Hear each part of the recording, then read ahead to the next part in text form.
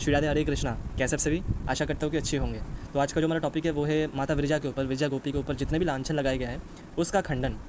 जी हाँ, विरजा गोपी जी के ऊपर या फिर कृष्णा के ऊपर लांछन पुराने नहीं, ये जो विधर्मी लोग नमाजी वगैरह हो गए, आर्य नमाजी हो गए, ये जो लोग हैं यही लोग ने लगाया है। तो देखते हैं इनका क्लेम पहले क्या है। ये एक वेबसाइट है, वेबसाइट में से लिखा हुआ है कि जन्मखंड मतलब कृष्ण जन्मखंड ब्रह्मपुत्र पुराण के अध्याय 3 वर्ष नंबर 59 to 62 में लिखा है कि गोलोक में कृष्णा विरजा नाम की एक महिला से सहवास कर रहे थे। तभी राधा ने पकड़ लिया और फटकारते हुए कहा कि हे कृष्ण, तू पराई औरत में व्यभिचार करते हो, तुम चंचल और लंपट हो, तुम मनुष्य की भांति मैथुन करते हो, तुम क्या गंदी गंदी चीज़ें लिख दिया। चलो जो भी है पहले पढ़ लेते। तुम मेरे सामने से चले जाओ और तुम्हें श्राप देते हूँ कि तुम्हें मनुष्य योनि मिले। अच्छा, ये लिखा हुआ है वहाँ पर। अच्छा चलो इनकी ईगो डाउन करते हैं अभी।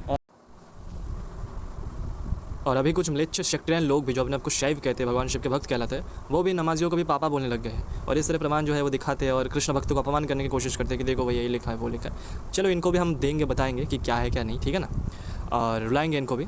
बट उससे पहले मैं आपको कुछ इन्फॉर्मेशन शेयर करना चाहता हूँ कि एक चैनल है स्पिरिचुअल परिवार राधा बाब नाम के, उन्होंने अभी हाल फिलहाल में कुछ दिन पहले एक वीडियो बनाया ब्रह्मपुत्र पुराण के ऊपर, जहाँ पर उन्होंने कुछ प्रमाण दिया है कि क्योंकि प्रमाण है, क्योंकि मुझे कोई आपत्ति नहीं है दोनों पर ही कि मिलावटी है कि मिलावटी नहीं है, बट क्योंकि उन्होंने एक प्रमाण दिखाया है कि ब्रह्मपुत्र पुराण में जो 5 जो मैनुस्क्रिप्ट आती है उनमें से 2 जो मैनुस्क्रिप्ट है वहाँ पर ये जो कथाएं आती है जिसको लोग एक्सपोज करते हैं वो कथाएं पाई गई है, बट बाकी जो मैनुस्क्रिप्ट होती है वो मैनुस्क्रिप्ट में वो कथाएं नहीं पाई गई। तो हो सकता है कि ये भी जो विरजा आदि की जो कथा है वो वहाँ पर पूर्ण रूप से वहाँ पर अवेलेबल ना हो, ये भी हो सकते हैं। तो इसलिए मैं आपको बता दिया, आप वो वीडियो जाकर उनके चैनल पर चेक कर सकते हो। तो आइए हम पहले देख लेते कि एग्जैक्ट वहाँ पर कहा क्या गया है। कृष्ण जन्मखंड के अध्याय 3 59 to 62 नंबर वर्ष में राधिका वाचा, हे कृष्ण विरजा कांत गच्छ मत पुरतो हरे कथं दुनौषि मांग लौलो रति चौराति लंपट शीघ्रं पद्मावती गच्छ रत्नमालं मनोरमं अथवा वनमलं वा रूपेण प्रतिमं व्रज। हे नदीकांत देवेश देवानां च गुरोर्गुरौ मया ज्ञान चतौसि भद्रं ते गच्छ गच्छ मम आश्रमात् शाश्वते मनुष्यानां च व्यवहारश्च लंपट। इस लंपट को लेकर भी यहाँ पर 2 बार आए हैं, इस लंपट को लेकर भी लोग करते हैं और मुझे इस बात को देखकर हैरानी होती है कि इसका लोग मुझे पूछते हैं कि यहाँ पर लंपट क्यों बोला गया। अरे भाई चलो इस पर भी हम आएंगे, मतलब इसको भी आजकल जस्टिफिकेशन देना पड़ रहा है, मतलब क्या कलयुग आ गए जो भी है। पहले हम देख लेते हैं यहाँ पर बोला गया कि शाश्वते मनुष्यानां च व्यवहारश्च लंपट लवतं मनुष्यं योनि गोलोकात् ब्रज भारतम। तो देखिए पहले तो बात है कि जैसे मैंने बोला कि मैनुस्क्रिप्ट में आदि जैसे अभी दिखाया जा रहा है, अभी हिमांशु भाई ने दिखाया था, तो मुझे मैनुस्क्रिप्ट आदि का ज़्यादा कुछ नॉलेज नहीं है, तो मैनुस्क्रिप्ट वगैरह में भी सारे जो चीज़ है वो अवेलेबल पाई नहीं जाती, ठीक है ना। तो हो सकता है कि कोई किसी ने इधर उधर कर दिए, छेड़खानी कर दी, जो भी है हम उस चीज़ को ज़्यादा नहीं बोलते, क्योंकि प्रमाण आपने नोटिस किया होगा कि मैं कभी ऐसा शब्द यूज़ नहीं करता कि छेड़खानी किया ये किया, बट क्योंकि एक मैनुस्क्रिप्ट में वो प्रमाण दिखा रहे थे तो इस सेंस से मैंने बोला। अगर कोई उसको नहीं मानता तो उससे मुझे कोई प्रॉब्लम नहीं है, क्योंकि उसके अलावा भी मैं उसे प्रूव कर दूँगा संतों की कृपा से, शिव की कृपा से। तो देखिए पहले तो बात है कि यहाँ पर एक शब्द आप यहाँ पर ध्यान से देखिए, पहले ही बोला जा रहा है राधिका जी के द्वारा, राधारानी के द्वारा, कि क्या बोला जा रहा है, हे कृष्ण विरजा कांता, हे कृष्ण विरजा कांत। विरजा कांत का अर्थ क्या है? कांत का अर्थ क्या है? स्वामी, प्रभु। तो विरजा के प्रभु, विरजा के हस्बैंड है कृष्ण। राधारानी स्वयं बोल रहे हैं उनको। भैया अब पति पत्नी में कोई भी दाम्पत्य क्रिया होती है तो वहाँ पर तो कोई गलत बात तो है नहीं, क्योंकि वो पत्नी है उनकी, ठीक है ना। और इसका स्पष्टीकरण स्वयं कृष्ण करते हैं। जैसे भागवत गीता की 7वें अध्याय के 11 नंबर श्लोक में स्पष्ट रूप से कृष्ण बोलते हैं, भगवान श्री कृष्ण, कि बलं बलवतं चाहं काम राग विवर्जितम धर्मा विरुद्धो। बहुत ध्यान से सुनेगा, धर्मा विरुद्धो, इसको अगर हम संधि विच्छेद करें तो धर्म अविरुद्ध भूतेषु काम हस्मी भरतर्षभ। अर्थात हे भरत श्रेष्ठ, मैं बलवानों में आसक्ति और काम रहित, कामना रहित बल अर्थात सामर्थ्य, और प्राणियों में समस्त भूतों में धर्म के अनुकूल, धर्मा विरुद्धो अर्थात धर्म अविरुद्ध, मतलब जो धर्म के विरुद्ध नहीं है, धर्म के जो अनुकूल है और जो शास्त्र सम्मत है वो काम मैं हूँ। कामो हस्मी भरतर्षभ, मैं वो काम हूँ जो धर्म की संगत है। और यहाँ पर कौन से काम की बात किया जा रहा है? मतलब जैसे जो धर्म वाले जो काम है, मतलब पति पत्नी के बीच में जो भी क्रियाएं होती है या फिर संतान उत्पादन करने के लिए जो भी क्रियाएं होती है वो। और अगर आप ध्यान से देखोगे तो यहाँ पर भी यही बात दिया गया है। अगर आप ब्रह्मपुत्र पुराण के प्रकृति खंड के 11 नंबर अध्याय अगर पढ़ोगे तो वहाँ पर भी कुछ ऐसा ही आता है कि पुत्र उत्पन्न होते हैं, और वो भी आपके लिए, मतलब जगत के लिए। कैसे जानेंगे? देखिए ब्रह्मपुत्र पुराण की प्रकृति खंड के अध्याय 11 क्या बोला जा रहा है कि ततस्तां च समाशील्यस्य वीर्यधानं कृतं तया ततो बभुवोस्तस्यां च समुद्र सप्त चैवहि। देखो यहाँ पर ट्रांसलेट वगैरह देख कर या फिर वीर्यधानं, अरे बाप रे क्या लिख दिया गया है भाई, माइंड वगैरह थोड़ा ठीक करो। मैंने अपने जो फर्स्ट वाले एक वीडियो जो पुराण के ऊपर जब मैंने बनाया था शिव जी की कृपा से, वो जो राजलीला ऐसे वाले जो वीडियो है वहाँ पर मैंने दिखाया था कि वीर्यधान आदि का अर्थ वीर, जैसे भगवान शिव और कृष्ण दोनों के लिए वीर शब्द जहाँ पर आई है वहाँ पर जल, समग्र जल तत्व की वाचक वहाँ पर आई है कि जल को समझा जा रहा है। बहुत सारी जगह पर शक्ति संचार समझा गया है, ठीक है ना। हम उस टॉपिक को हम थोड़ा साइड कर देते हैं। सीरीज यहाँ पर अगर अर्थ आए तो भैया भगवान ने यहाँ पर वीर्यधान किया और उनसे जो है वो सप्त जो समुद्र है, समुद्र को उत्पन्न हुआ। आप देखिए कौन से नॉर्मल जो पति पत्नी होते हैं उनसे समुद्र को उत्पन्न होते हैं, तो भैया भगवान है वो और वो भगवती है, भगवती विरजा है। उन दोनों में क्या लीला हो रही है वहाँ पर आपको पढ़ने की ज़्यादा जरूरत नहीं है, क्योंकि वो सामान्य मनुष्य है नहीं। और ये सेम बात तो गीता में भी आती है। अगर आप देखोगे गीता की 14 अध्याय की 3 नंबर श्लोक, जहाँ पर क्या बोला जा रहा है, बोला जा रहा है कि ममो योनिर महद ब्रह्म तस्मिनो गर्भं ददम्यहम संभवो सर्वभूतानां ततो भवति भारत। क्या बोला जा रहा है? हे अर्जुन, मेरी जो महद ब्रह्मरूप प्रकृति अर्थात त्रिगुणमयी माया है वो योनि है, अर्थात गर्भधान के स्थान, एवं उसमें मैं चेतन रूप बीज को स्थापन करता हूँ। गर्भम ददामी, क्या बोला जा रहा है?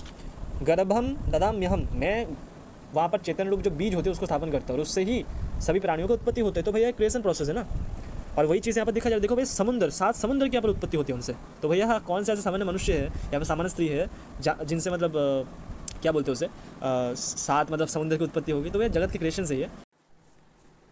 और भैया ये जो विरजा गोपी के साथ जो कथा आती है कि विरजा गोपी एक टाइम कृष्ण के साथ एकांत में थे, तो विरजा गोपी के बारे में जब राधा रानी को पता चला तो राधा रानी उनके पास आए और राधा रानी के आते ही उनको पता चलते ही विरजा गोपी जो थे, कृष्ण तो वहाँ से अंतर्ध्यान हो गया और विरजा गोपी जो थे डरकर वहाँ पर नदी रूप धारण कर लिए। तो वैसा ही अन्य के लिए भी आया है। तो इसमें पता चलता है कि श्रीमती राधा रानी कृष्ण की या फिर गोपियों की जो चिदानंद में लीला होती है वो बहुत ही दिव्य स्तर पर है और वहाँ पर क्या समझाने की प्रयास किया जा रहा है वो बहुत ही डीप चीज़ें हैं जो आपको समझ नहीं आएगा। उनकी लीला सभी समझ नहीं सकते। मैंने देखा था कि भगवान ब्रह्मदेव भी स्वयं बोल रहे कि मैं भी तत्वों से उनको नहीं समझ सकता, उनकी लीला को नहीं समझ सकता, ठीक है ना।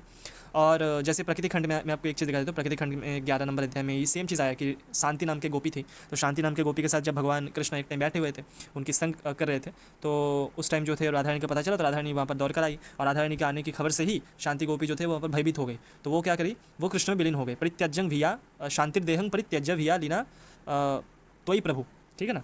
तो इसके बाद क्या हुआ, इसके बाद यहाँ पर आप ये वाला श्लोक चेक कर सकते हैं 17 में जो श्लोक है कि तपस्विभ्यश्च धर्माय धर्मष्टिभ्यश्च किंचन वैष्णवेभ्यश्च किंचन, ये जो है मतलब उस टाइम क्या होता है, फिर भगवान श्री कृष्ण जो थे वो शांति गोपी जो थे उनको डिवाइड कर दिया और डिवाइड करके उनको कहाँ पर भेज दिया, भगवान विष्णु के पास, लक्ष्मी माता के पास, और जो उनके भक्त थे और जो वैष्णव जन थे, जो तपस्वी थे, तपस्वी वैश्य और धर्मष्ट वैश्य मतलब जो धार्मिक व्यक्ति थे, जो तपस्वी व्यक्ति थे, उनके पास भेज दिया। तो आपको यहाँ पर नहीं लगता कि जैसे शांति जो होते थे, शांति तो सदैव भक्तों के पास, भगवान के पास, या फिर जो धार्मिक व्यक्ति होते, जो तपस्वी होती है उनके पास होती है। तो यहाँ पर बहुत सारी चीज़ डीपली समझाया गया है, ठीक है ना। इसके अलावा क्षमा नाम के गोपी का भी बात आती है कि क्षमा नाम एग्जैक्ट सेम स्टोरी कि क्षमा नाम की जो गोपी के साथ वो कृष्ण एक टाइम बैठे हुए थे, तो कृष्ण को जब उन्होंने पाया तो वही सेम एग्जैक्ट स्टोरी आती है कि वो अपने आप को छुपा लिया। क्षमा गोपी जो थे वहाँ से अंतर्ध्यान हो गया, फिर विलीन हो गए। तो उसके बाद क्षमा गोपी जो थे उनको वैष्णव के पास दे दिया गया, जो दुर्बल थे, क्योंकि वीक पर्सन्स भी जो होते हैं वो क्षमाशील होते हैं, उनके पास भी दे दिया गया। तो ऐसे करके यहाँ पर श्लोक लिखा गया। तो यहाँ पर अंडरस्टैंडिंग आपको देखना पड़ेगा। आप इसे सिंबॉलिक तरीके से भी देख सकते हो। सिंबॉलिक अर्थ ऐसा नहीं कि लीला हुई नहीं थे,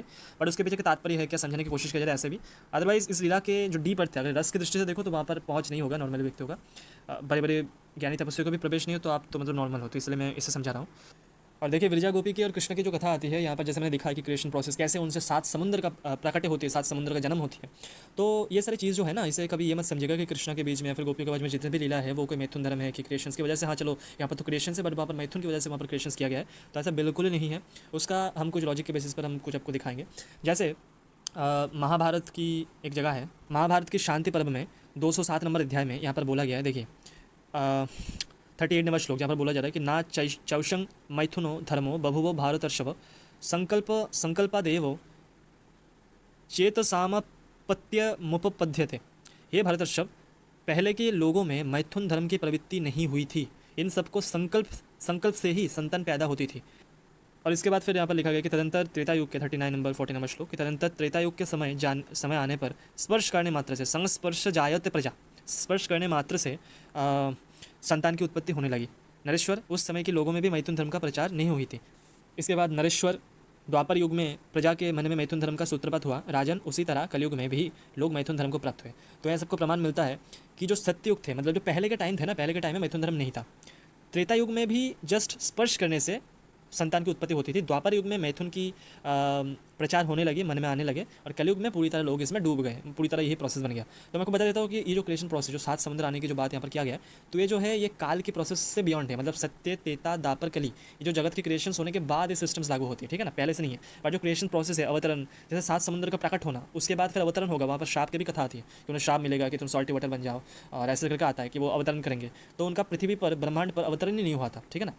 तो वो जो है वो क्रिएशन प्रोसेस से पहले है। और यहाँ पर सामान्य मनुष्य की ही, जहाँ पर संतान उत्पन्न करने के लिए मैथुन धर्म की प्रवृत्ति हुई नहीं थी, इवन त्रेता युग में भी नहीं थी, ठीक है ना। जस्ट स्पर्श करने मात्र से उनको उनके जो संतान प्रकट हो सकते थे। तो वहाँ पर भगवान क्यों मैथुन धर्म में प्रकट होंगे? क्रिएशन प्रोसेस की वजह से भी, है ना। भगवान के लिए कोई भी असंभव नहीं है। लीला क्षेत्र में योग माया को आश्रित करके लीला के लिए वो कुछ भी कर सकती है, बट यहाँ पर ऐसी चीज़ें नहीं है जैसे आप समझ रहे हो, वो मैंने दिखाया। उसके अलावा मैं ब्रह्महत्या पुराण से भी ये चीज़ें दिखाऊंगा कि कैसे स्पर्श करके ही बच्चे प्रकट हो जाते थे, वो मैं आपको दिखाऊंगा। देखिए यहाँ पर मैं आपको प्रमाण दे रहा हूँ एक ब्रह्मवैवर्त पुराण के ही जो अध्याय 46 है, प्रकृति खंड के अध्याय 46 के वर्ष number 60।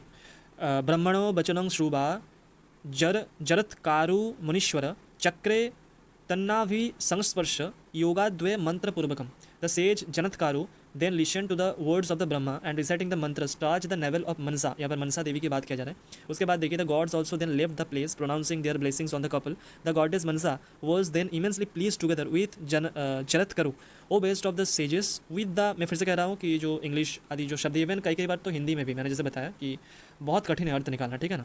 O best of the sages with the touch of the sage Manasa conceived and the sage said to her. यहाँ पर क्या बोला जा रहा है? मुने कर स्पर्श मात्रत सधो गर्भो बभुवो। उनके कर स्पर्श से, मात्र उनके उस मुनि के कर स्पर्श से, उस मुनि की कर की स्पर्श से वो जो है वो गर्भवती हो गई थी, ठीक है ना। तो भैया जहाँ पर साधारण मुनि ऋषि, जहाँ पर मुनि ऋषियों का, जहाँ पर साधारण मनुष्य का मैथुन कर्म सत्युग में चालू नहीं था पहले के टाइम में, फिर त्रेता में स्पर्श का ही मतलब हो जाता था। तो यहाँ पर भैया भगवान के लिए ऐसा क्रिएशन प्रोसेस वो वहाँ पर बिल्कुल नहीं है। और भैया देखो, भगवान के द्वारा ऐसे कामना चेष्टा ऐसे नहीं हो सकता, या फिर उनके अंदर काम वासना नहीं हो सकती। इसके बारे में भी हमने पहले भी बात किया है कि जैसे भगवान की जो स्वरूप कैसे बोला गया, उनके स्वरूप जो है वो चिदानंदमयी देह है तुम्हारी, तुम्हारा जो देह है वो चिदानंदमयी है, सच्चिदानंद रूपाया, वो सच्चिद आनंदमयी रूप है। ईश्वर परम कृष्ण सच्चिदानंद विग्रह अनादिर आदिर गोविंद सर्व कारण कारणम। क्या बोला जा रहा है कि ईश्वर परम कृष्ण, कृष्ण परम ईश्वर है, वो सच्चिदानंदमयी विग्रह है, वो अनादि का भी आदि है, वो सर्व कारण कारणम है, उसका कोई कारण नहीं है। कृष्ण कौन है? सच्चिदानंद विग्रह, सत चित और आनंद, जो सच्चित, जो सद वस्तु है, जो असत्य नहीं है, जो नित्य है, और जो चिदानंदमय है। तो भैया ये जो कामना वासना का जो प्रभाव है ना, वो सूक्ष्म शरीर और स्थूल शरीर में पड़ता है। स्थूल शरीर मतलब जो सप्त धातु से बना हुआ जो शरीर है, वहाँ पर ही जो वीर्य मतलब जो शुक्र धातु होती है, सप्त धातु से बना हुआ जो शरीर होती है, गंदे पदार्थ से बना हुआ शरीर होती है, ये शरीर ये स्थूल शरीर है। और मन, जहाँ पर कामना का या फिर वासना का जहाँ पर प्रभाव होती है, या फिर कोई भी विकार का जहाँ पर प्रभाव पड़ती है, वो है मन। और मन बुद्धि अहंकार को सूक्ष्म शरीर कहा गया, ठीक है ना। तो सप्त धातु के बाद अगर आई है तो हम यहाँ पर देख लेते हैं कि भगवान के जो शरीर है वो सप्त धातु में ही नहीं है। पहले तो मैंने क्लियर कर दिया, पहले की वीडियो में भी मैंने बोला है कि भगवान की देह जो चिदानंदमयी है, तो वहाँ पर काम वासना का प्रवेश नहीं है, उनका शरीर सूक्ष्म स्थूल नहीं है, ठीक है ना।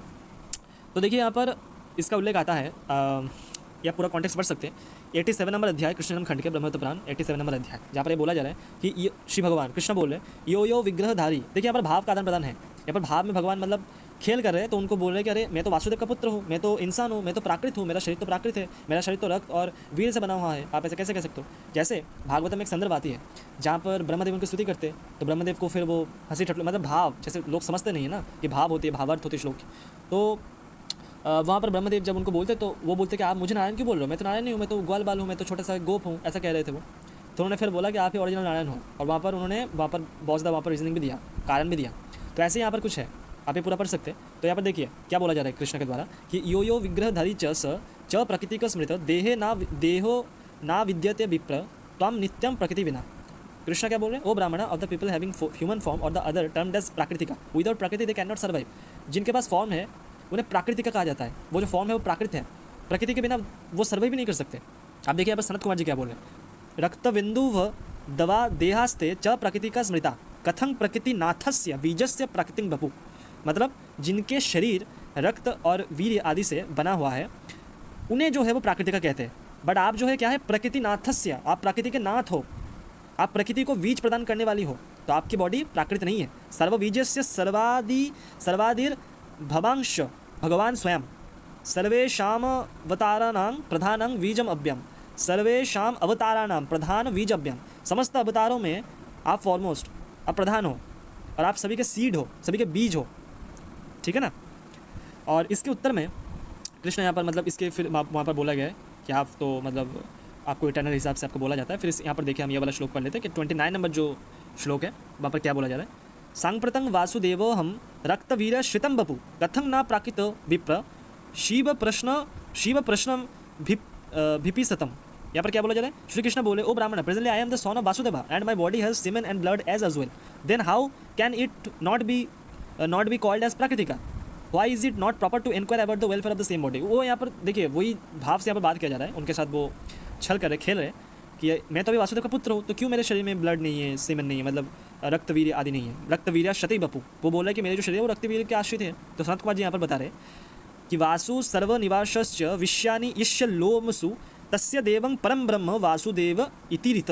You are the one who is in whose hair pits innumerable globes are enshrined and happen to be the abode of all. That is why you are called Vasu, and because of the godhood inherent in how you are called Vasudeva.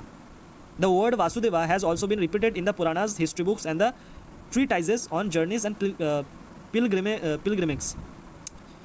ठीक है। और यहाँ पर देखिए क्या बोला जा रहा है कि रक्त वीरा श्रित देहे कप्ते वेदे निरूपिता साक्षिनो मनुष्चैव धर्म सर्वत्र एवच। अर्थात हिज बॉडी मतलब कृष्ण की body comprising of the semen and blood has not been defined in the Vedas, the ascetics and the dharma stand witness for the same. रक्त वीर्य श्रितो देहो कवते वेद निरूपितो साक्षिनो मनुष्चैव धर्म सर्वत्र एवच। मतलब उनका शरीर जो है वो रक्त वीर्य का आश्रित है, ऐसा कहीं पर भी वेद पे निरूपित नहीं किया गया। इसका साक्षी स्वयं मुनिगण, तपस्वीगण और धर्म है, सर्वत्र है इसका साक्षी। किसका साक्षी? कि भगवान के शरीर जो है वो सप्त धातुमय नहीं है। तो जिनके शरीर में सप्त धातु ही नहीं है भैया, जिनके शरीर सप्त धातुमय बना ही नहीं है, उनके शरीर में फिर काम विकार कैसे आ सकती है? उनकी फिर क्रिएशन प्रोसेस मैथुन कर्म से कैसे हो सकती है? ये चीज़ को समझना पड़ेगा। इसके अलावा भी मैं आपको दिखा रहा हूँ, ये देखिए, ये एक जगह है ब्रह्मवैवर्त पुराण के गणपति खंड के अध्याय 42 और वर्स नंबर यहाँ पर आप देख सकते हैं 21 नंबर वर्स जो है वहाँ पर बोला जा रहा है। क्या बोला जा रहा है कि O virtuous one, the one who is beyond virtues, how can he indulge in the love sport and how could the same be disturbed. The love sport same and fear are meant for ordinary people and not for the lord. गुणीतीतस्य का क्रीड़ा तद्भंगो व कुतो विभो, क्रीड़ा लज्जा भीति भंगो ग्राम्य श्वेबो ना चेशितु। ये जो भय है, ये जो भीति है, ये जो लज्जा है, ये जो लव स्पोर्ट है, मतलब जिसे मैथुन आदि क्रीड़ा जैसे कहा जा रहा है, यहाँ पर ऐसा मीन किया जा रहा है। तो ये जो है ये ऑर्डिनरी पुरुष के लिए है, ये सामान्य मनुष्य के लिए है, भगवान के लिए नहीं। नॉट फॉर द लॉर्ड कुतो भवेत, समझना पड़ेगा यहाँ पर। इसके अलावा भी यहाँ पर गणेश जी बोल रहे हैं, शायद गणेश जी है, उसी अध्याय में 38 नंबर वर्स जहाँ पर बोला जा रहा है कि देखिए यहाँ पर भोग हानि ये कृष्ण को नहीं होता, या अन्य विग्रहधारी को लिए है, बट भोग मतलब कोई भी प्रकार के भोग और या फिर हानि वो कृष्ण के लिए नहीं। यावंती च शरीरानी भोगर हानि महामुने प्रकितानी च सर्वाणी विना श्री कृष्ण विग्रहम।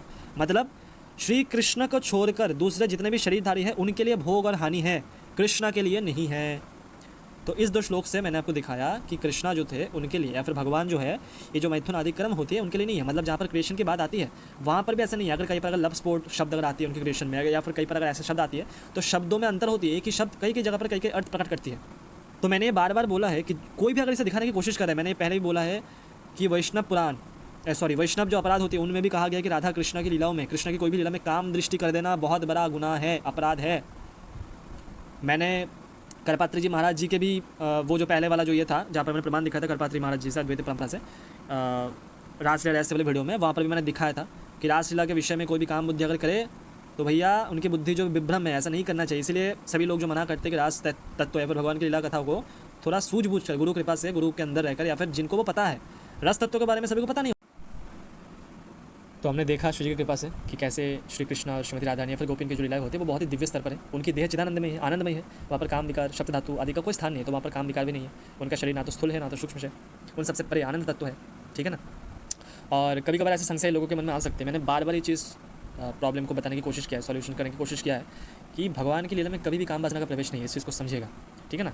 भगवान लीला क्षेत्र में कभी ऐसे व्यवहार कर सकते किसी की इच्छा के लिए, बट भगवान की जो क्रिएशन प्रोसेस होती है वहाँ पर कदापि ऐसा नहीं होता। भगवान ऐसा नहीं है कि भगवान को मैथुनकारी की ज़रूरत है, ठीक है ना। भगवान की क्रिएशन जो प्रोसेस होती है, अगर कहीं पर उल्लेख होता है, हालांकि कृष्ण जो है वो आत्मा रमण है, राधा रमण है, उनकी रमन सदा आत्मा में, अर्थात उनकी राधा रानी जो है, जो उनके स्वरूप है, उनमें ही होती है।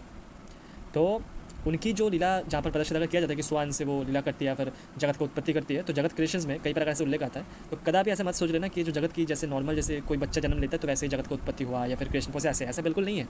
और ये सोचना अपराध है। बड़े बड़े वैष्णवाचार्य जो सिद्ध महापुरुष रसिकों ने बोला है कि बिल्कुल काम बुद्धि नहीं करना। कृष्ण और राधा रानी में स्त्री पुरुष की बुद्धि नहीं करना चाहिए, गोपिनों में भी। इसलिए आप देखोगे कि बांके बिहारी जी या फिर राधा रमण जी या फिर राधा वल्लभ जी, वहाँ पर राधा रानी वहाँ पर प्रकट रूप से क्यों नहीं है? वहाँ पर राधा कृष्णा मिलित रूप में है, प्रकट रूप में अलग से राधा रानी नहीं है। क्यों नहीं है? तो इसका एक बहुत अच्छे से आंसर समझाते इस चीज़ को कि नॉर्मल जो होती है ना श्रीमती राधा रानी की सेवा वही कर सकते हैं जो सहचरी है, जो सखी है, जो श्रीमती राधा रानी को स्त्री ना समझे, पुरुष ना समझे। स्त्री पुरुष के भेद के ऊपर की बात है श्रीमती राधा रानी और कृष्ण, उनमें स्त्री पुरुष के भाव कर देना मतलब गुनाह है। इसलिए अलग रूप में श्रीमती राधा रानी वहाँ पर प्रकट नहीं है, राधा रमन के रूप में है, राधा वल्लभ के रूप में है। क्योंकि कोई अगर उनका सेवा आदि करते और वहाँ पर अगर स्त्री भाव आ जाते राधा रानी पर, तो बहुत बड़ा अनर्थ हो सकता है। तो ये बहुत बड़ा गुनाह है। बहुत बड़े बड़े रसिक आचार्य जिन्होंने अनुभव किया है और अंतरंग लीला की समझने का अधिकार सभी वहाँ पर नहीं पहुँच सकते, बहुत कोई विरले ही होती है। तो कदापि ऐसा ना सोचे, उनकी क्रिएशन प्रोसेस जो ऐसा नहीं होता। अब बात करेंगे लंपट के ऊपर कि राधा रानी ने ऐसा क्यों बोला, क्या बोला, उसके टॉपिक पर हम आएंगे। इसके पहले मैं बोलना चाहता हूँ कि आर्य समाज वगैरह तो करते ही है, विधर्मी लोग हैं, बट कुछ अभी मैं देख रहा हूँ कि कुछ शैव लोग, मतलब सो कॉल्ड, इसको शैव कहना भी मतलब ठीक नहीं होगा, क्योंकि मुझे जहाँ तक लगता है कि जो सेक्टेरियन जो शैव है वो भी इतने नीचे नहीं गिर सकते जो ये लोग गिरे हैं। कली काल का क्या प्रभाव है वो तो सामने आंखों से देखने को मिलता है। भाई वैष्णवों से इतना द्वेष, राधा कृष्णा की लीला को तुम ऐसे दर्शा रहे हो, ऐसे बदनाम कर रहे हो, माता सीता को, भगवान श्री राम को ऐसे अपमान कर रहे हो, उनकी लीला को, उनके अर्थ को ना समझ कर ऐसे अनर्थ कर रहे हो। इतना द्वेष वैष्णवों से, इतना द्वेष हरिभक्तों से, यह क्या आपका कल्याण करेगा? कभी कभी सोचना मेरे बातों को। बहुत सारे अभी माता रानी के भक्त भी कहने लग गए हैं, भगवान शिव के भक्त भी, सो कॉल्ड भक्त कहने लग गए हैं कि देखो राधा रानी तो लंपट बोल दे। हाँ तो भैया वो शास्त्र में भी है। देवी भागवत की, ये मैं दिखा रहा हूँ, देखिए देवी भागवत की 9 कैंटो की 30 नंबर अध्याय में 45 नंबर ये श्लोक है। इस श्लोक में आया है गोलोकात गच्छ लंपट, राधा रानी कह रहे हैं। ये सिर्फ ब्रह्मवेत्ता पुराण में नहीं है, देवी भागवत में भी लंपट कहा गया, लंपट शब्द आया है। इसके उपरांत चैतन्य महाप्रभु ने भी कृष्ण को लंपट कहा है। यहाँ पर आप कह सकते हो कि अरे राधा रानी ने तो इसलिए लंपट कहा, तो चैतन्य महाप्रभु ने किस लिए कहा?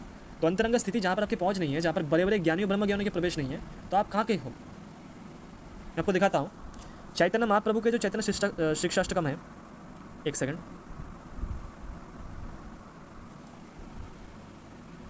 देखिए यहाँ पर देखिए चैतन्य महाप्रभु जिनको राधा कृष्ण का मिलित अवतार कहा जाता है। आप उन्हें अवतार भी अगर नहीं मानते, भगवान के बहुत बड़े भक्त हैं, सभी परंपरा उनको मानते हैं, सभी जितने वैष्णव परंपरा है, अद्वैती लोग भी उन्हें बहुत सम्मान करते हैं। और उनकी ये जो वर्क्स है चैतन्य शिक्षाष्टकम, ये शिक्षाष्टकम को सभी परंपरा वाले मानते हैं कि ये उनके ऑथेंटिक वर्क्स है, ठीक है ना। यहाँ पर क्या बोला जा रहा है? यथा तथा वा विदधातु लंपटो मत प्राणनाथस तू स एव नापर, यथा तथा वा विदधातु लंपटो मत प्राणनाथस। एकमात्र श्री कृष्ण के अतिरिक्त मेरा कोई प्राणनाथ है ही नहीं, और वह ही सदैव बने रहेंगे, चाहे वह मेरा आलिंगन करे अथवा दर्शन ना देकर मुझे आहत करे, वह नटखट कुछ भी क्यों ना करे, वह सभी कुछ करने के लिए स्वतंत्र है, क्योंकि वह मेरे नित्य आराध्य प्राणनाथ है। नटखट, यहाँ पर राधा रानी ने कृष्ण को जब लंपट कहा तो ये उनकी बहुत गूढ़ रहस्य है, बहुत ही गूढ़ रस भाव के आदान प्रदान होती है। तो बहुत सारे लोग तो कृष्ण को महापुरुष समझते हैं। महापुरुष अगर कोई समझता है तो हम उनका विरोध नहीं करते हैं, महापुरुष समझकर जो सत्य तत्व है उसको वो खंडित करने लग जाते हैं, तो इसलिए हम उसका विरोध करते हैं। अगर आप भगवान श्री कृष्ण को महापुरुष समझकर उनके जीवन से अगर आप कुछ सीख रहे हो तो इनसे हमारा विरोध क्यों होगा? आप समझो उनको, भगवान मत समझाओ, उनको महापुरुष समझो, चलो सही है, हम उसका विरोध करने के लिए वीडियो नहीं बनाएंगे। बट आप ऐसे हरकतें कर रहे हो कि आप ओरिजिनल जो कथा है उसको आप झुटला रहे हो, तो ऐसे कैसे चलेगा? चैतन्य महाप्रभु स्वयं बोल रहे हैं विदधातु लंपटो मत प्राणनाथस, वो लंपट है, वो नटखट है। यहाँ पर प्रेम भरी बातें हैं और श्रीमती राधा रानी के लिए वही बातें हैं। और भैया विरजा कौन है पता है? विरजा श्रीमती राधा रानी है। पहले बात तो ब्रह्मवेत्ता पुराण अच्छे से पढ़ लीजिए, प्रकृति खंड, ब्रह्मखंड। गोलोक में जब गोपीजन जो प्रकट होती है तो ये बोला गया है कि जितने भी गोपी है, जितने भी सखिया है, वो श्रीमती राधा रानी के लोमकूप से उनसे ही प्रकट हुए हैं, तो वो उन्हीं के स्वरूप है। और जितने भी गोपिन है, गोप बालक है, वो कृष्ण की हेयरपिट से, कृष्ण के रोमकूप से, पर कृष्ण से ही प्रकट हुए, तो वो कृष्ण स्वरूप ही है। तो वहाँ पर कोई भी भिन्न नहीं है, सिर्फ राधा कृष्ण ही वहाँ पर है। और राधा कृष्ण के आत्मा, जो हमने स्कंद पुराण से दिखाया था कि कृष्ण के जितने भी प्रियतम हैं, जितनी भी रानियां हैं, बोलने में ये जितने शब्द आते हैं, बट वास्तव में वो राधा रानी ही है, राधा रानी के अंश होने के नाते। फिर से मैं आपको दिखा रहा हूँ, स्कंद पुराण से मैं आपको दिखाया था पहले, देखिए यहाँ पर स्कंद पुराण के 2.6.2.11 आत्मा रामस्य कृष्णस्य ध्रुवमत्मस्ति राधिका। कृष्णा जो है वो आत्मा राम है और उसकी आत्मा है राधिका, राधा रानी, मतलब स्वयं कृष्ण ही है, कृष्ण स्वरूपिणी है वो, और उनका नाम भी आता है कृष्ण स्वरूपिणी, कृष्ण के ही स्वरूप है वो। और उसके बाद वाले श्लोक में तस्या एवंश विस्तारा सर्व श्री कृष्ण नायिका, कृष्ण के जितने भी बिलावड है, जितने भी नायिका है, जितने भी रानियाँ हैं, जितने भी उनके प्रीतम मतलब प्रियतमा है, वो सब राधा रानी, इनके तस्या एवंश विस्तारा, इनके अंश विस्तार स्वरूप है।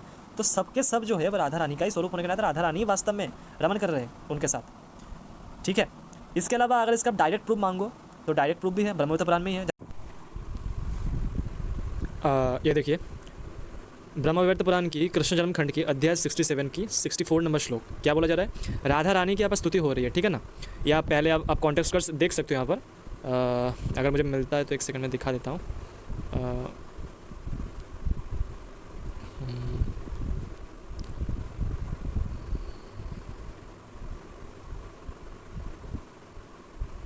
यहाँ पर श्री कृष्ण स्तुति कर रहे हैं। ठीक है ना, यहाँ पर श्री कृष्ण स्तुति कर रहे हैं। देखिए कृष्ण उवाचा, तो श्री कृष्ण यहाँ पर स्तुति कर राधा रानी की, और वो क्या बोल रहे हैं देखिए, वृंदा वृंदावने रम्य विरजा विरजा तटे, in pleasant Vrindavana you are known as Vrinda मतलब माता Tulsi, and on the bank of Viraja river you appear as the cowherdess Viraja. Vrinda वृंदावने रम्य विरजा विरजा तटे, मतलब श्रीमती राधा रानी विरजा तटे में विरजा गोपी है। इसके अलावा और भी एक जगह आई है, मैं आपको दिखाता हूँ। ये देखिए, ये आया है ब्रह्मविद्या पुराण की प्रकृति खंड के अध्याय नंबर 55 और वहाँ पर 52 नंबर श्लोक में ये देखिए, अच्छे से देखिए, विरजा दर्प हंत्री च विरजा तट कानने। क्या बोला जा रहा है, राधा में प्रथम से मैं पढ़ देता हूँ। Radha who always reside in the heart of Lord Krishna, the same goddess of Rama, she is known as Vrinda in Vrindavana and is known as Tulsi in Goloka and the beloved of Lord Krishna. You are the image of play for Krishna in the Champakavana, Chandravali in the Chandravana. You are known as Sati on the mountain of 100 peaks and Virja on the bank of a river Virja, which destroy the pride of others. Viraja तट पे वही same बात है, विरजा तट पे विरजा आप ही हो, यहाँ पर भी बोला जा रहा है। विरजा मतलब साक्षात राधा रानी ही है। इसके अलावा उनको महालक्ष्मी भी कहा गया है, मैं आपको दिखा रहा हूँ, जो महालक्ष्मी राधा रानी सेम है, आपको पता। देखिए ये है कृष्ण जन्म खंड के ही अध्याय 56 वर्ष नंबर 82, जहाँ पर महालक्ष्मी का स्तुति हो रही है। और यहाँ पर बोला जा रहा है, कृष्णा प्रिया त्वं भंडीरे चंद्रा चंदन कानने विरजा चंपक वने शात श्रृंगे च Sundari. You are Krishna Priya in वांडरे forest, Chandra in the forest of sandalwood, Viraja in the forest of चंपकल flowers and Sundari in the mountain of 100 peaks. तो वही विरजा है, जो विरजा है वही राधा रानी है, वही महालक्ष्मी है।